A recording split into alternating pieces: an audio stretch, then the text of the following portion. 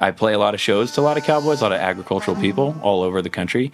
And when I started playing some of these songs that kind of touched on mental health, I didn't realize how impactful that was. Like, I would mention it, and then I'd go to the merch table, and I'd get a line of people telling me stories of somebody that had ended their life or struggled with alcoholism.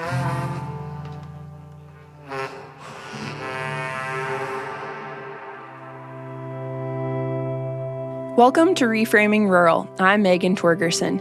Today, a conversation with Sterling Drake, a musician from Philipsburg, Montana, who is using his platform to talk about mental health in agricultural communities. I wanted to talk to Sterling this season because farm stress is one of the greatest barriers to farm and ranch succession. Just like volatile commodity markets, unpredictable weather, and high input costs, farm stress is part of the job these days. Frankly, it's a job hazard.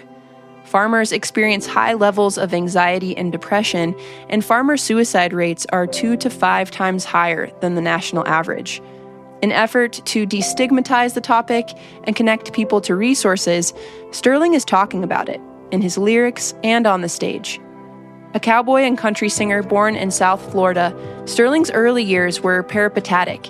He lived all over the East Coast before venturing west straight out of high school to work on dude ranches. That was before he became Honky Tonk Artist of the Year, then released his debut album, The Shape I'm In.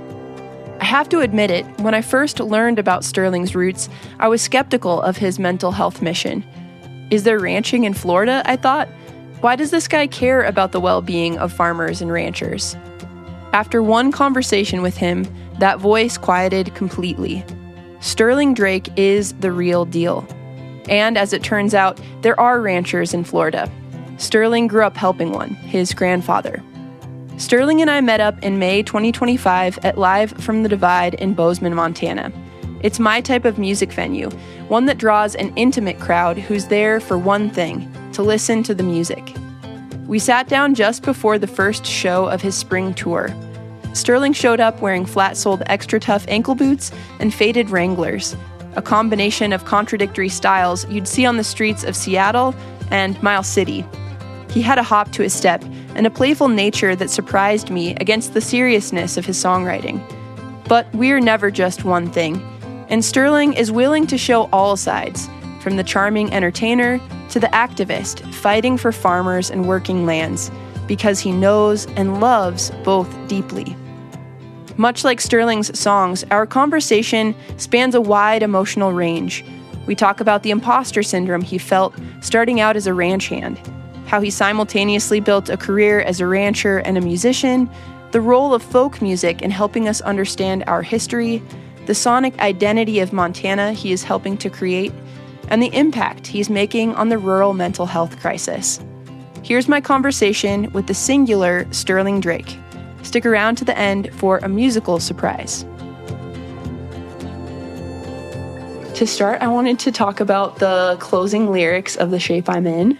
In the last lyrics, you say, "It's the call, the voice on the phone of a man who is aging, of the men who raised me, and it's the time we've lost with the ones we've loved, the pain we cause, and the stars above that shape us. How do I explain it? And it's the shape I'm in." Those are such beautiful lines, but it made me want to hear more about the men who raised you. I was wondering if you could share anything about that. Yeah, well, I've had some pretty good role models across the spectrum. My father and grandfather are the first two that come to mind, of course. Papa, who's my granddad, Wayne Hezekiah Drake, was a rancher in South Florida. And I spent a lot of my formative years with him. He was a tough dude, but also really funny, really humorous.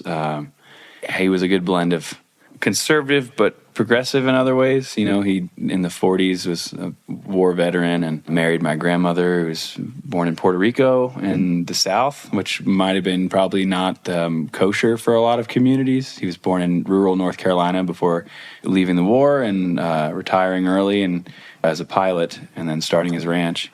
And yeah, I spent my young years with him, and my father's career took off and moved us away. And I had this kind of like upbringing and formal years in like a ranching world.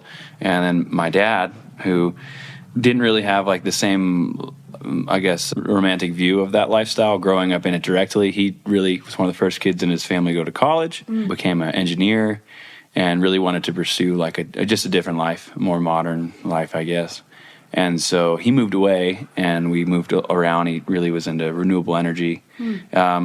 But yeah, my dad also really funny dude. Like I've got this like long line of goofballs in my family too. Like almost can never tell when he's joking and when he's not. But different dynamic there. And I think that took me into more urban and I guess more suburban areas as a kid growing up, and I had that romantic view of that ranching life my grandfather had.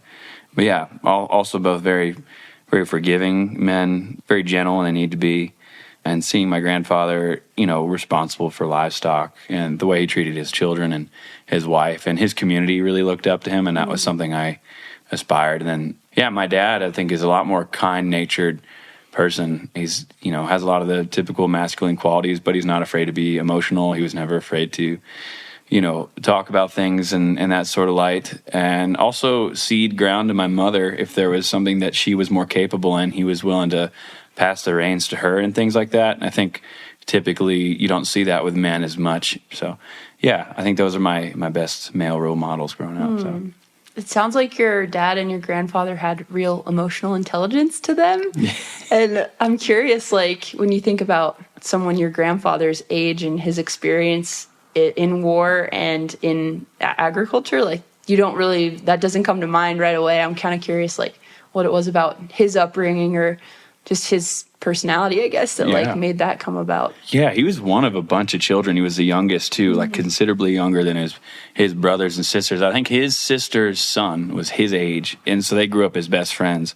So he had a unique, and he grew up, I think, as really just one of those typical, like, born in the Depression era stories I'm sure that anybody can relate to if they had grandparents in that generation. But yeah, I think of that a lot, like, the conversation around mental health and around, just self-identity that they didn't have, even my dad's generation didn't have, that we're able to have, I guess, now in our generation. Despite that, we're pretty emotionally intelligent. But then I also think about the world that they grew up in that was a lot more communicative. They didn't have smartphones. They had to deal with people. They were a lot more engaged in like physical relationships in that way. And they might not have known as many people, but before smartphones and the internet, we probably were a lot more involved in our relationships, I'd say. So there's like that side of the intelligence I feel like people our age maybe are lacking too. So it kind of goes both ways. Yeah, that's so true. I was just doing interviews in my hometown 2 weeks ago and talking to just this family that I grew up kind of in the church with, and they were saying, like, we used to just drop in on each other, and that doesn't happen anymore. I feel like we're so like awkward. Who's at the door? What's going on? Why are we're you being here? invaded. Yeah. What was it like for you when you lost proximity to your family's ranch too, when you started moving around as a kid? Yeah, I spent a lot of time. I would spend my summers going back there. And so I was never away for all that long, but I was still exposed to different stuff. Yeah, again, it probably just made me romanticize it a little more. Probably wouldn't have if I lived there full time and was like, I'm kind of over this whole thing. But it felt novelty enough to me as a kid to go feed cows and go build fence. And I think the autonomy that it gave me at a young age, where my granddad would be like, hey, there's an old bulldozer there, it's defunct, and go take the tarp off, go build that fence, or go, whatever, go build a gate there. Here's a machete, there's going to be a snake under there or whatever. Like, just stuff like that. He'd send me off on a side quest every time I was there, and I'd go off for half the day, and like, you just had to figure yourself out. And I'm not going to say that you don't learn lessons in a more urban or suburban environment. They're just different lessons. And so I feel really fortunate to have lived a little bit of both of those lives. So yeah. And what kind of, they had cattle, what else did they have? Did you guys have horses? They did, but it was mostly Brahma and Cracker cross cattle. Okay. Cracker cattle are this strain of cattle. It's almost like, I don't want to say native, but they've been in Florida for a long time. They call them Florida Cracker cattle because they came from Spain a long time ago, some of the first cattle that we had here in America. And as the colonies were being created down there over the years, they would kind of fail. They'd have a whole colony would start and fail, and then that livestock would go loose in the brush out there in Florida. And so these guys would come back in, and there's this kind of old culture and history of like cow catchers, these guys that brought cattle, this really old Spanish strain of cattle, and they go find them in the brush and stuff. And so when my granddad bought the sections that we have that's right outside the Big Cypress Indian Reservation there, now part of the preserve, but when he bought them and went to go find kind of his section markers and his plot there, he found some of that old cattle out there too. And so some of his first cows he ever had were just these like feral mavericks, essentially just living out there in Florida. So really cool. Whoa. He's got old Super 8 footage of the trip he made out there in a swamp buggy through the swamp and of these cows. So. Yeah. Oh my God. Yeah, big ear stuff. I never knew about that. Like they're basically like feral swine. Yeah, feral cows. That's so cool. Yeah, fending for themselves out there for hundreds of years, potentially, like as they were developing, and the agricultural infrastructure of Florida, which now feels like it's nearly gone now, but yeah. And then I moved to Montana. My grandfather had spent time in Colorado, and he always talked about the West, and he was a cowboy at heart. He was a rancher, really, but he had this like spirit of you got to really go see the West, and so I wanted to do that. And I did, and bounced around a bit until I found Montana. And I was pretty set on staying here ever since then. So that's so cool. Yeah. I loved it. Like I grew up on a wheat farm and cow-calf operation in eastern Montana. Black Angus. Like I've never heard of Cracker. Yeah. Like, that's a little different. But like when I meet people who like found Montana, they have as much of a love affair with Montana as I do, and it's so cool to just like hear, the first time they meet it in a way, like when you meet your partner and you're like, I know I want to like marry you or something. It just makes sense when you find it. Yeah. To be in love with a place is a unique thing, but I could probably use that word. I think of that too. One of my best friends, just about my brother now, is my bandmate, Aiden Kletzel, and he's from Ovando, and I lived there for a long time, and that's where we had met. But he has just as much of an admiration. We both live in Philipsburg now, and just like seeing the Pintlers with snow on them in like the middle of the spring, like it's just enough to just stop what I'm doing and just acknowledge it. And he's the same way, and he's born here, Yeah. And so to find those people, when you meet people like that, or maybe like yourself, that like are still in awe of this place, even though they're born here, that lets you know you're in somewhere pretty special. Yeah. I guess for me too, like growing up on the plains side of Montana, but my sisters are 12 and 14 years older than me. So like we would often travel 10 hours across the state for a weekend to visit them in Missoula where they were in college. Right. And I would tell my mom when I was like, she'd say, when you were like 3 years old, we'd hit the Rocky Mountain front and you'd be like, I'm home. And so I've always just had this pull to the Missoula Valley, to the Rocky Mountain front, and to western Montana. But I'm curious if you could suss out a little more for me, like what it was like to move from the low and wet landscape of Big Cypress, South Florida, to the high and dry climate of western Montana. Was there a transition? Yeah, well, it wasn't as abrupt as that. Again, my father moved us around a lot as a kid, so I was pretty used to like diverse areas and moved around the Northeast, South, and I even finished high school in New Jersey. Okay. So that's probably as opposite as it gets. And then I loved music, travel with music, and then right out of high school, I really wanted to do the cowboy thing or dude ranch thing. So I moved to Virgin, Utah, and worked my way up through Colorado, Wyoming, and eventually hit Montana. So it wasn't like as night and day as like, whoa, I'm here now. It just kind of, I found a little pocket of this state that just kind of spoke to me a little more than anywhere else I'd been. Maybe made sense for me a little bit more than just about anywhere else I had been. But it's an adjustment. You're not from here. I think there's this like, you kind of have this, a lot of people talk about imposter syndrome and a lot of different things these days, but it's something you contend with. But I think people that come here, and maybe they're in the agricultural industry particularly, some of them have like, I see a lot of women too anecdotally, but like have this immense drive and this like pursuit. They've got like an objective and a goal. Like, I'm not from here. I have no leg up in this industry, but I'm going to make it. And you meet some of the most incredible, hardworking, like you really don't have the excuse to be bad at any one form of the thing, the stockmanship, the horsemanship, or whatever it might be. You feel this drive that you have to really be able to hold your own. You don't want to hold anybody back. You don't want to be the thing that's really like making the job hard. And I always felt this just diligent need to kind of like prove myself. How has the landscape and kind of your experience working in agriculture in the West informed your music and your songwriting and your sound? Tremendously too. I think about like eastern Montana and eastern Wyoming, like plains and stuff too. That part of the country, particularly when I spent any time out there, was really kind of felt more akin to being out on the ocean or something. When you're not used to it, or say you come from somewhere else and all of a sudden you just like dropped off on a wheat field or a big open ranch or something, there's this like high lonesome feeling that you can get. And I really draw on those sort of feelings as a musician. Like those moments of seclusion and isolation. But then again, I really like being in places where there's a lot of chaos, a lot of people, and like the opposite thing. But yeah, I think music and roots music in general, all over America, kind of tells the story of the people that have come there. And there's a lot of places where it's really well documented, and there's almost a sonic identity. And I feel like Montana is really fertile ground. The West is fertile ground for creativity, because I really love the stories, and there's this immense clash of cultures that happens here, but there's really not as much preservation or conservation of the music that's come here. And there's not really, you go to North Carolina and you know what bluegrass sounds like, or, you go to Louisiana and you know what jazz sounds like, or Cajun music. But like Montana, we didn't have a bunch of people recording and documenting stuff. There was, the Lomaxes, and there were those moments where we captured a bit of it, but there's still tons of room to like create that sound now. So I feel really like inspired to make a modern day, what does like Montana music sound like? And so that's been a fun thing, to maybe an overly altruistic goal, but it's nice to think about it that way, I guess.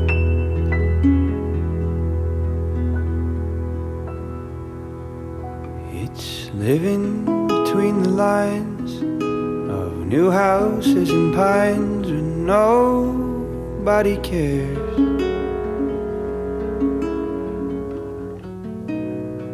What used to live there?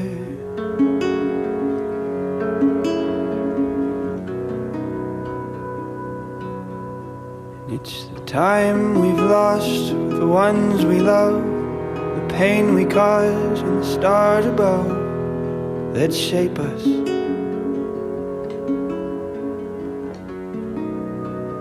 Do I explain it?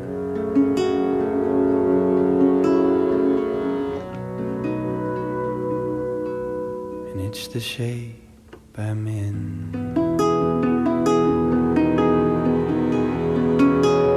The shape that I'm in.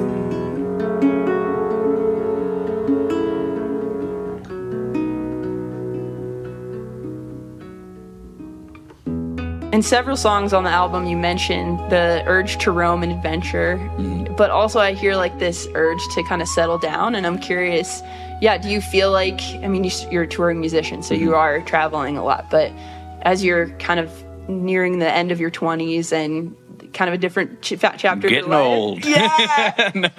No. Do you feel like how are you balancing the urge to roam and it's make like, a home? I think for me, it was not really having a strong sense of place. Like, left Florida at a really young age and moved around, came back a little bit. And I'm from one of those more modern families that like now people grow up or they go to school, they find a career, they leave home. And I'm from several generations of that. My grandfather's from North Carolina, moved to Florida. My dad's from Florida, moved all around the Northeast and stuff, and the South, and then me. So I just don't feel this connection to like a home. And so I've been able to choose that for me. And I think like I've done some thinking about what any story I would have would be, or message. And I think you're not like doomed to be a product of your environment. You can choose where you want to be, and you can make home wherever you're going to be. And so for me, the idea of home has been a pursuit, and traveling has kind of been the thing that's found a home for me. But I love having a place to come home, and I'll always be on the road. I love connecting with new people and people from all over. So that'll be a common strain in my life. That's awesome. And who taught you to play guitar? Or did you take lessons? Or No, I never really took any lessons. I guess I've taken some informal lessons from like guys more recently, if anything, like from really good pickers that I've come across and picked their brain on it. But my dad had a guitar in our crawl space. It was his from college. And I had no clue he played guitar. And when I found out, I was like a little kid. I was like, Dad, what is this? I had no clue you were cool. Like, what's going on? It was really a way for my dad to court women in college. That's why he had the guitar. He was playing James Taylor and Hank Williams and stuff in college. But he taught me a few things, and he really got me off the ground there. and his old groovy Hondo, like jumbo body Gibson style guitar that was way too big as a little kid. I could hardly reach my arm over it, but that's where I started. And he had a real love for Spanish classical. Played a little bit of that too. His mother, again, being Puerto Rican and Spanish, and yeah, so he liked nylon string guitar. I learned a little bit from him too. That's cool. Yeah. So when we're listening to music or reading books, we're always superimposing our experience onto the lyrics, you know? Right. But in The Shape I'm In, you have the opening lines of, "It's living between the lines of new houses and pines where nobody cares what used to live there." And those words just really hit me. And just thinking about kind of urban sprawl and development on agricultural lands is like directly where my mind went to that. And I guess I'm just curious, is that something you were thinking about when you were writing that, or like what inspired those lines? Yeah, it's kind of funny because I don't mean to overcook this whole thing, but I didn't really, sometimes you write songs, you don't even know what you're singing about until you finish the song, or like look back retrospectively and you're like, oh wow, that line, like I wrote that song. I remember when I was sitting down, like it was like really late at night. I had been renting a place in Nashville and it just wasn't working out. Like I was trying to do the music thing and I had so much more opportunity in my life here in Montana, but like really was pursuing a whole different world in Nashville at that time. And I don't know, I didn't really know what I was writing about when I wrote that song, but then I looked back and it's very cohesive. And there's just more of like thoughts or themes that I was living with. And like moving from a really remote place to like living in this total urban sprawl of an environment that felt so foreign to me and like just so not soothing to me. And so I think that was just a line that subliminally I kind of just thought of. But then it made a lot more sense. And like I look back and that song really formed like the entire overall theme of the record. And it's a line, The Shape I'm In is a line I use in like several songs on the record. And I had several songs that I was writing over the years that had that line. And I was like, oh, I can't reuse it. And then I thought, no, there's a reason. It meant something different contextually in every different song. Yeah. But it's like talking about the totality of my emotions and like the thoughts I'm having. So it's almost a perfect line to reuse and recycle. So I just kind of went with it and didn't try to like correct it. I just figured I'll just lean into it even more. So it's clinging to the ones we love in the face of time and space above that helps us. At the least brings us comfort.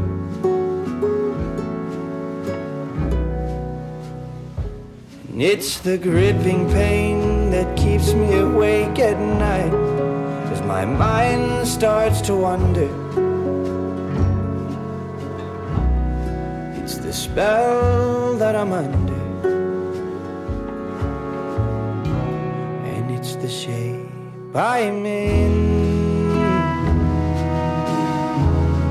The shape that I'm in. It's the shape I'm in. Well, yeah, I'm curious just to learn a little bit about your kind of like how you took off musically too. Like, so you were working on ranches and then went to Nashville and tried to pursue it more. Is that right? I mean, I was like working my way into the ranching thing, started again doing the dude ranch thing, and then getting whatever sort of job I could really find over the years, and started like developing in that career field. And there was a point where horsemanship really took a front seat, like starting colts and doing that whole thing was really fun. And that was my pursuit until I kind of had this moment like in my mid-20s. I was always playing music whenever I could, but it just was kind of the secondary deal I did afterwards. Like I really wanted to be a cowboy and like do this whole thing. Would you like play at bars and stuff? Yeah, play bars and like, rodeos or whatever. Oh, if anybody called, like, because I always played and like, it's always a hobby of mine and everybody wants music for something, whatever it was. Weddings ever? Yeah, I did a few of those. And then like even before then I had a moment like in high school I was really into punk music and stuff. So I had this like formative years of like really doing the DIY music thing and touring with whatever band. So it was just like another avenue that I really like to explore. But I think it was like mid-20s I realized that was probably more important for me than I would have thought. And I just thought it's now or never. Like I can go back to this. I could go find a ranch management position that's for some spot anywhere and make this work. I've got enough credentials here. I've got enough of a resume that I feel like I could probably put this down for a moment and go try and do music. And I did. I went to school in Nashville when I moved there in 2019 and tried to do that, but then COVID happened. So that brought me back to, pursuing ranching a little bit more. And when that was all shut down, and ended up being a good thing for me to have that more professional experience in music, really learn a lot, develop more there, and then came back here and I almost applied it even to Montana. But yeah. That's awesome. Well, in the song She Means Everything to Me, you're kind of exploring that early stage of your career and a partner who helped you make it through. Mm-hmm. So you wrote, I can be hard on myself. I hate to lean on someone else. And then in the refrain, the worst part of losing yourself is the weight you put on someone else. I'm curious, like, what's the process of writing these kind of self-reflective songs, and what helped you make it out of that time, too? Yeah, I think this might sound cliche, but like writing the song helped me out of that time. It's almost like a medicinal thing. Music is an incredible tool to have to develop because it can help you digest more emotional moments and kind of compartmentalize them, feel those emotions, put them in a place, and come back to them if you need to. And so I really think it's valuable in that regard. But yeah, it was, again, kind of talking about that time, around the same time I wrote The Shape I'm In, living this life in a different place, trying to make something of myself in a different world that like didn't really seem like it was working out in certain ways, and feeling lost, feeling like you don't have much to provide. Like, you know, out here I can be handy in certain things and have perceived value, you know, like knowing how to fence and calve and all that. That's like good skills to have, or some basic, you know, handyman skills. But like when I moved to Nashville, none of that gave me any value as a man. A lot of the men there that were valuable societally had college degrees or were able to, you know, owned a home in the suburbs and had a white collar job or something. And here I am now in like the middle of my 20s feeling like I don't have any of the skills to be valuable here. So I felt so out of place. And I felt like I was pursuing a music career in a place that like I didn't have much to show for it yet, didn't have much money, and, you know, was working a construction job for low wages and just to make the whole thing work. I think there was this like insecurity. And then I had a partner that I thought was just really great and was entrusting me with our direction in a lot of ways that just put a lot of weight on my shoulders that I just felt like I needed to learn how to make it. So I guess that's more what that song was about. Like just really someone who was trusting that you had your own personal development handled, and when you're in the middle of figuring out who it is you actually are. So yeah, what an interesting experience too for you in that period of your life to go from one culture that values knowing how to physically do things to another culture that values something completely different. When I'm out in rural communities, like I often ask the question of what do you think is the biggest threat to agriculture? And I get some varied responses, but what surprised me in a couple different locations around the state, like people say that consumers kind of like think that they're harming the world or they're harming their livestock. Oh, definitely, yeah. Yeah, and I think like from my experience living in urban and rural environments, there's just an undervaluing of the type of livelihoods and cultures that I was brought up in and that you've been part of too. And so that's always interesting to me. It's kind of like code switching in a way, you know, you're like having to like. Oh, I get that. Yeah. I hang out with the hippies and the cowboys, so I get code switching. You have your different communities for sure. I think that's fascinating too, because agriculture needs young blood in it now more than ever.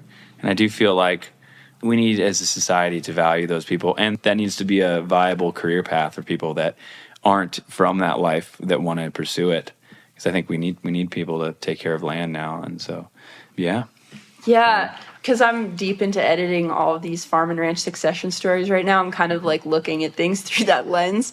And as I was listening to In My Dreams, there's one line, the earning my way at the cost of my youth. It kind of just it made me think about like the physical labor that goes into farming and ranching. Yeah. Yeah, and then I read the article by Americana UK, and he wrote that song captures the tension between aspiration and uncertainty and the courage it takes to pursue something meaningful even when the outcome is unclear.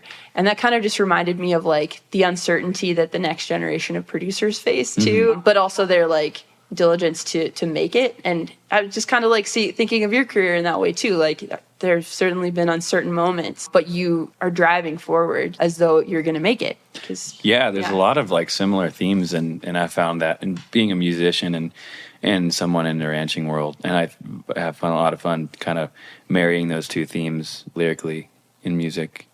But I think that my time in ranching gave me an industriousness that's helped me with music, maybe like a confidence.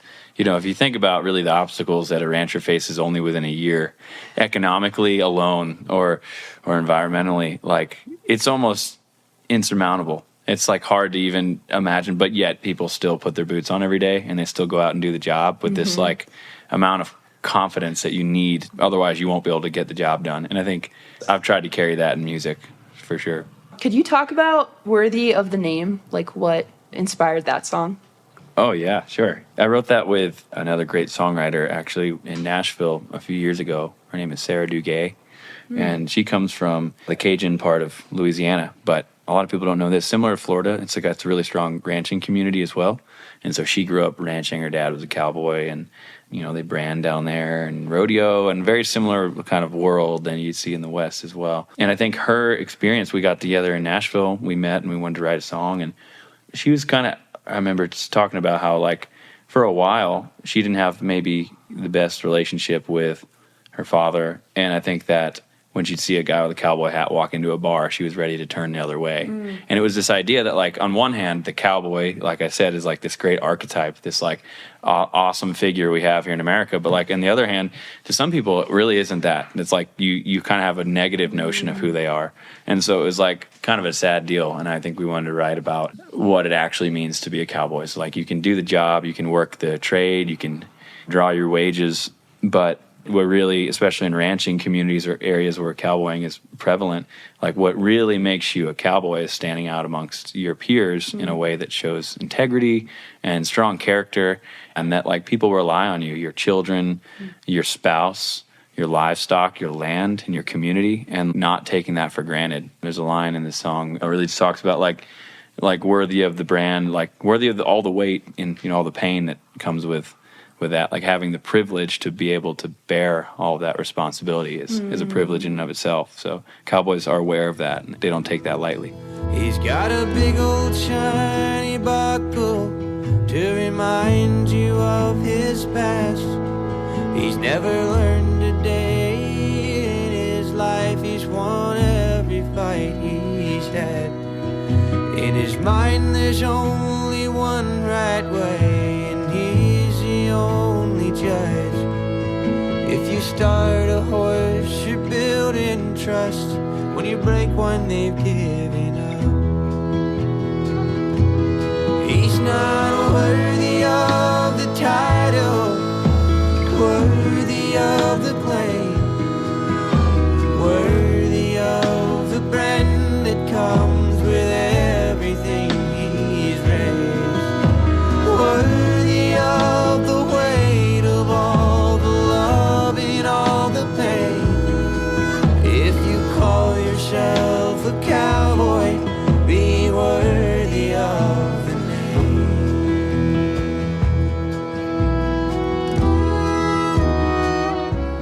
I was curious, like, of the transformation that character is kind of going through from, like, he's not worthy of the title in one verse to then he is worthy of the title. It's a little, He takes a whole pass through to really kind of grasp the song, I think. But the first verse is outlining, like, who's not a cowboy. And then the second verse is what actually is a cowboy. It's like deconstructing that first verse of like, he might have the buckle, he might have won all the rodeos, he might, have the livestock, sure, he even can handle a rope, but like there's a line there, when he comes home, he pulls out the proof, it's a play on words of alcohol, like the negative underside of domestic abuse, of alcoholism that we see in rural communities, which is so prevalent. And this song is also for people that are not from this world at all, like, they see cowboys on television and they think all these great things, but, there is this sad world of people that are really in need. And rural America, really does need help when it comes to healthcare and mental health. And so I think this song was a way to like indirectly kind of segue into that conversation. So I recorded it and I'm using it almost as like a informal PSA. I have a resource landing page on my website that I link people to that provides resources through the Farm Bureau, and then some other NGOs that I've kind of hand selected and gotten to vet over the years of people I thought are doing some pretty good work in the mental health space. And that's for folks, depending on where you are in the country, your sector, the industry you're in, there are resources available. So I play a lot of shows to a lot of cowboys, a lot of agricultural people all over the country.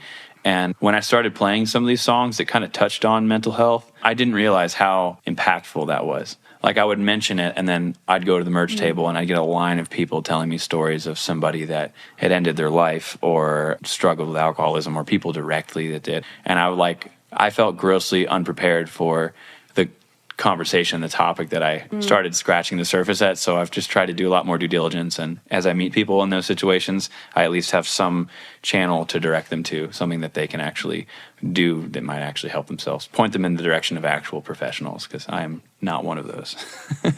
Well, just like you playing and creating music is a source for you in your own mental health, I feel like people hearing music, especially in communities that don't get the opportunity to go to a show every Friday and Saturday night if they wanted to. Like, I feel like you're providing a service to them to not only hear music, but also hear themselves reflected in music.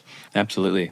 Yeah, and I think it's something as society we don't really value certain, I think we have a priority issue in this country, but without getting too political, I think that, there's certain features and people and careers that we really should value. Our teachers, our ranchers, and we don't put enough value, I think, societally on those people. And it's a lot of stress to be holding down a ranch these days. And so, music's a really cool thing. I think it's important, too, to be somebody, I don't claim to be an authority on any of these matters, but, I mean, it's been my lived experience to a degree. And I think it's important as, like, a guy in my position to be willing to have those more emotional conversations, to show maybe other folks that are like me that, like, you don't have to be this Billy Badass all the time. You're allowed to have these conversations. And music disarms people in a really interesting way.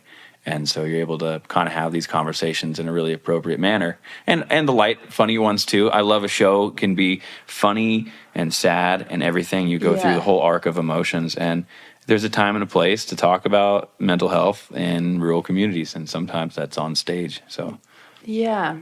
The first song that I ever heard you play was Rye Whiskey in the partnership with Western Landowners Alliance. We recorded that in this building, by the way. Oh, you did? That's so cool. Yeah. Oh, wow. On the stage there? They've got a studio in the back here. Oh, yeah. very We wanted cool. to do it in Montana, and this is like the best, it's a small studio, but it's really one of the best in the state. So we figured we'd come here and do a real stripped down gut string banjo, harmonica, really simple kind of what a frontier ballad would feel like. So. And I didn't realize later that that's a cover, actually. Yeah.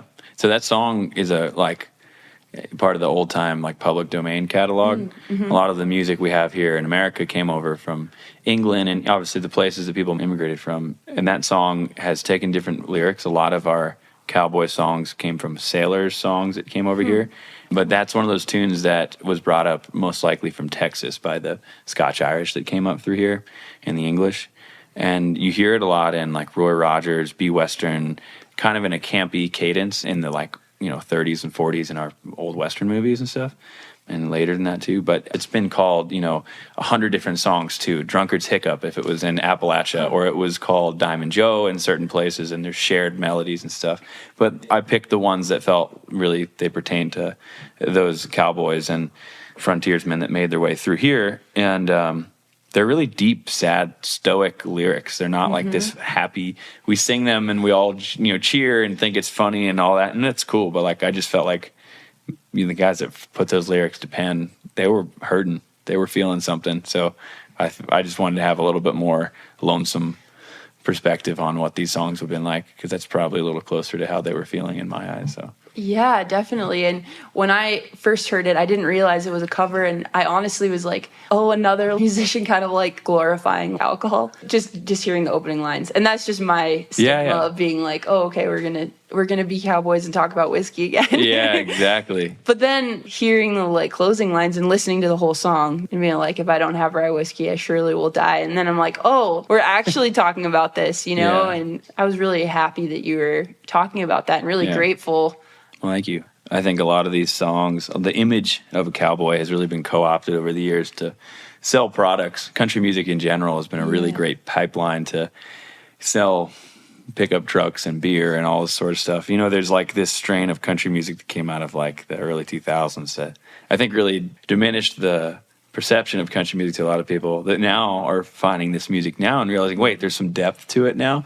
But I think over the years, whatever you want to call it, it's these songs. That song is really old, but was eventually like perverted in a way to sell us alcohol, or like the Marlboro Man. These concepts of like they took this American vestige and made it a vehicle to convince us that it's manly to smoke cigarettes or it's manly to drink alcohol. And I think that's pretty crazy, but that was my attempt, was to maybe like revert it back to a more intentional form of the song.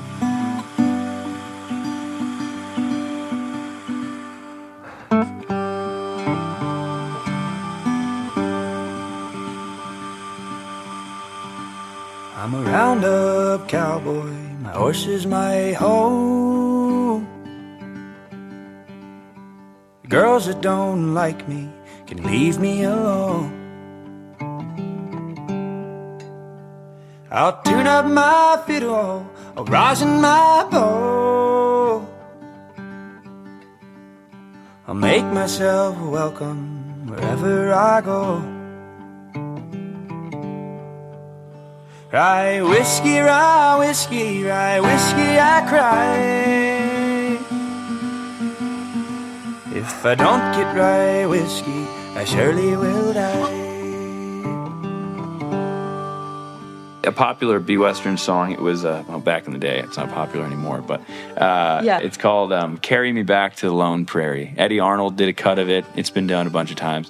That song originally was called Bury Me Not in the Lone Prairie, which was originally a song called Bury Me Not in the Deep Blue Sea. And it was sailors that were sick and they were dying on ships. And they wanted their body to be home with their mother, but they still threw the bodies overboard and they had to stave off disease and all that. Well, the children of those guys that sang that song, or maybe even them directly, became cowboys at one point, the next generation. And they wrote, Bury Me Not. Like, whatever you do, do not let me die out here on this front range. I want to go back home to mom in Tennessee or whatever it was. And then you flash forward 100 years and then you're like, oh, I love it out here. It's so beautiful. There's nothing wrong here. And that's again, that like flipping the script of like the actual story, again, of what life is like out here for certain people and at a certain time, you know. And I hate to sound like a Debbie Downer or like a negative person, but that's a real element. And if we don't talk about it, it seems a little bit weird. So, yeah. Yeah, when I've done research into my hometown and seen kind of some of the propaganda that was sent to Denmark and Norway to lure immigrants to come to eastern Montana and, you know, like the land of milk and honey, it's like you get like 12, 13 inches maybe of rain here a year. It's not like... Or, I mean, we've got, you know, near me, we've got Butte and all the mining towns, all the Irish people. I played in Ireland last spring, and I would say Montana, and they're like, oh, well, Butte. Yeah, I'm like, you know Butte, Montana? And I guess because it's the strongest current population of Irish people, like homogenous Irish direct descendants in America, if I'm not mistaken. But, you know, you go there one time and you can realize the scars, the injustices that have been done to people and in this part of the world. It's pretty easy to see what happens when, to think about it a little bit deeper. You see it's one of the largest Superfund sites in America, and all the people and the crazy history of that town and the people that have been subjugated in the name of progress and making a buck. And so, so it sounds like you're really inspired by some old traditionals, and like I love Willie Watson and like, oh, he's great. Jake Xerxes Fussell, who like goes back into the archive and like reinvents some of these traditional songs. Yeah, I have a lot of fun with that. That's where country music comes from. You know, a lot of this honored tradition of folk music, really. Like, I don't know, the idea of a cover to me feels weird. Like, I think songs should be shared. They're created in this world, and they could mean something to me, but someone else could sing one of my songs and have a whole different take on it, and it's no longer mine at that point. It's part of the larger contribution of music. And so shared music reminds us of where we come from and the stories of the people that came before us. And, like, I think it's important. You know, this country definitely feels like it has an identity crisis. On one hand, it's the greatest thing ever and it can do no harm. And on the other hand, it's the worst place that's ever existed. And I think like our music and our culture can instill a genuine sense of patriotism within us, while also facing the atrocities that have been done to our people and people around us in this story. And I feel like that's a deeper sense of pride when you're able to understand our context as a history, as a people. And so music at its best, folk shared music, does that in an incredible way. So I love singing the old music. Yeah.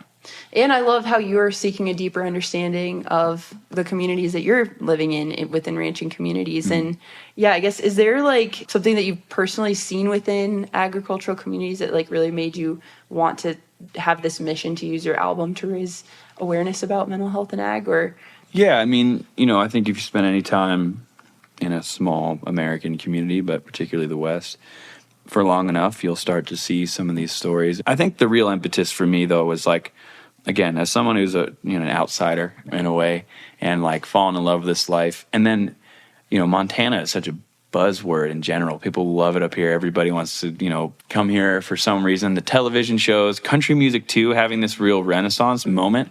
I thought it really deeply about like, what am I doing and what is my stamp going to be on this? Am I just another person that's in a way appropriating something or like taking value from it? I've been able to make a career singing songs and do all this, and like, why am I actually doing this? And after a while, it was like, I can justify my existence as a creator in this space by elevating meaningful messages and causes that are happening within the community around me.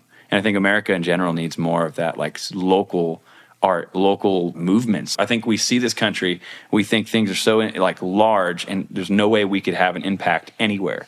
And so maybe on a smaller level, if we can create the world we want in our own community, in our own neighborhoods, maybe we can actually have some form of meaningful impact instead of like engaging in discourse with people on really large topics that we know nothing about or can't really change. So I think that was for me. I was feeling this real sense of like, I want to contribute to my community and I want to use my skills to do that. And I'm not a soil biologist or a mental health professional or even the most avid horseman or rancher, but my language is music, my language is art, and so this is my way to talk about things I love. I've been making my wages $1 a day, a green broke cold and guitar strings, or a few good ways to grow old fast.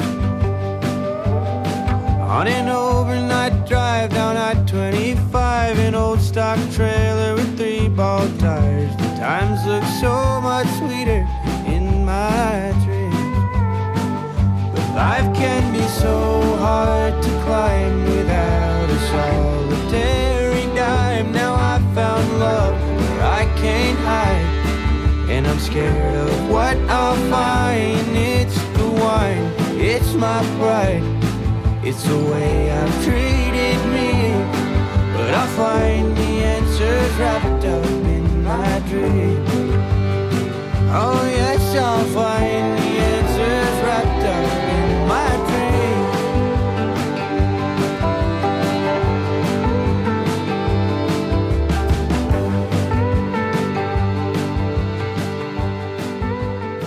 dreams. So in my dreams, you have this line, I'll find the answers wrapped up in my dreams.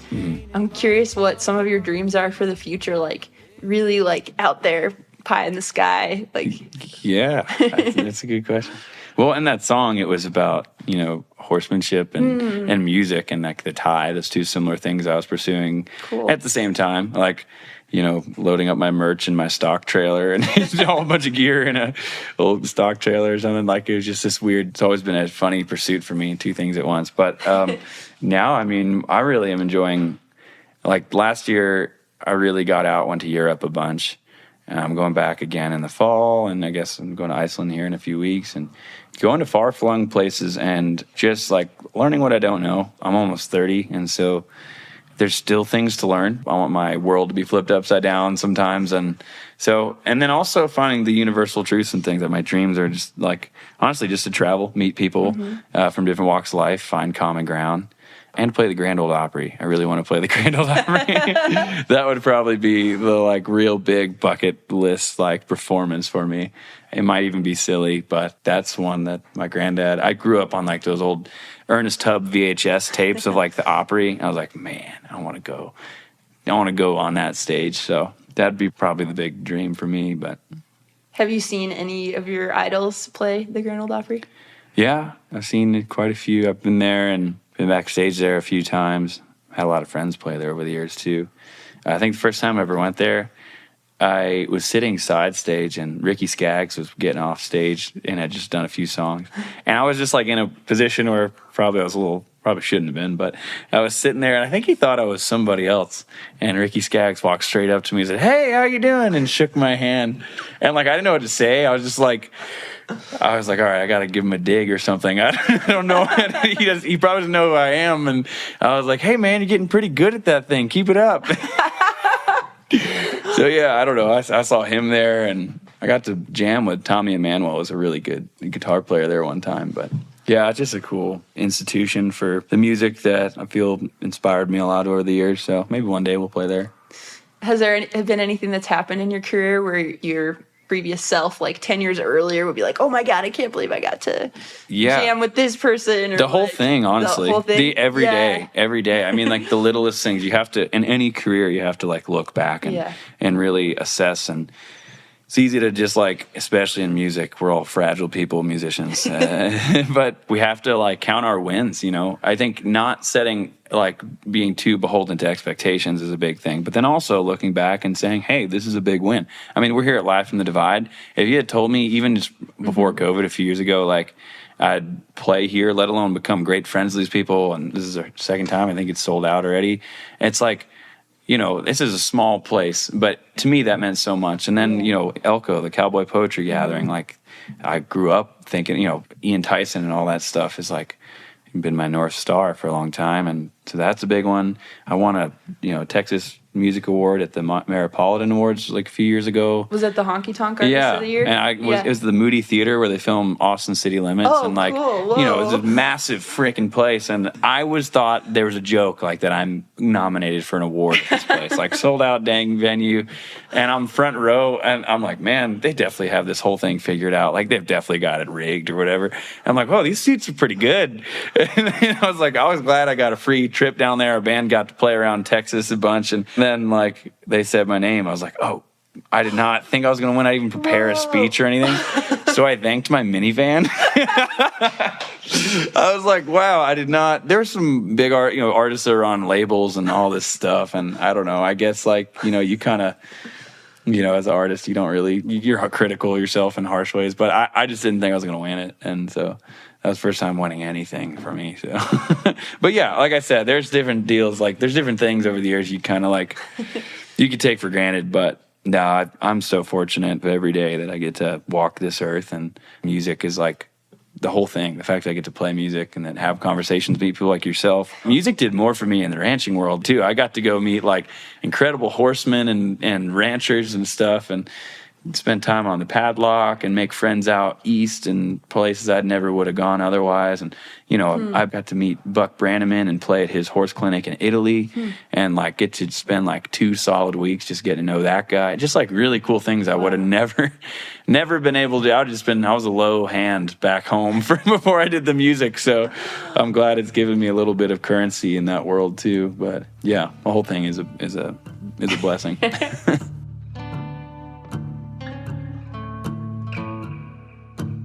There's one song that really caught my eye when I first started listening to Sterling's new album.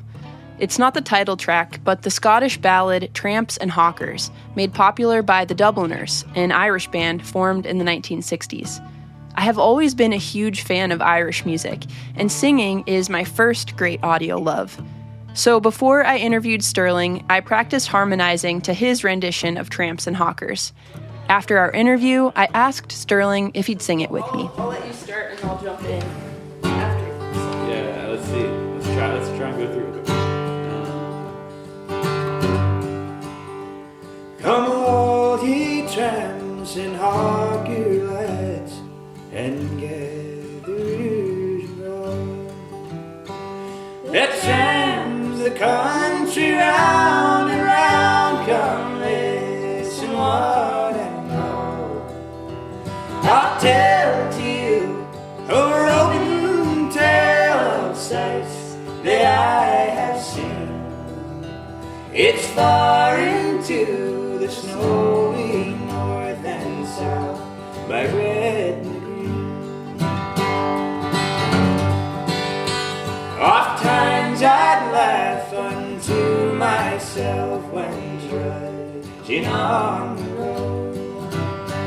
My ties around my glistening feet, my face is brown to tow. eat scones we rags, a brag she had, not giving thought to where I've been and the rest to where I've been.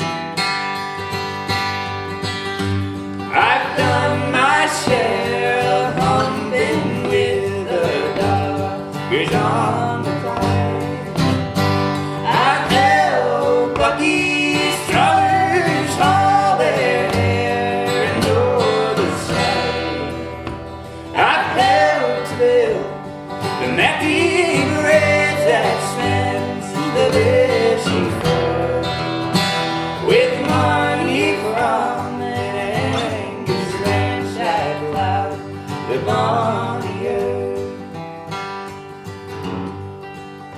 I'm happy in the summertime beneath the bright blue sky. No thinking in the morning where at night I'll have to lie, in Barney Briar or anywhere, tossing out amongst the hay. And if the weather treats me right, I'm happy every day. And if the weather treats me right, I'm happy every day.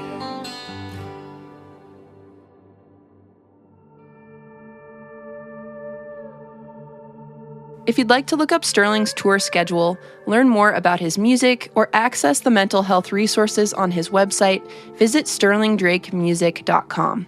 If you'd like to connect with me or Sterling, we'll both be attending the Old Salt Festival in Helmville, Montana next month.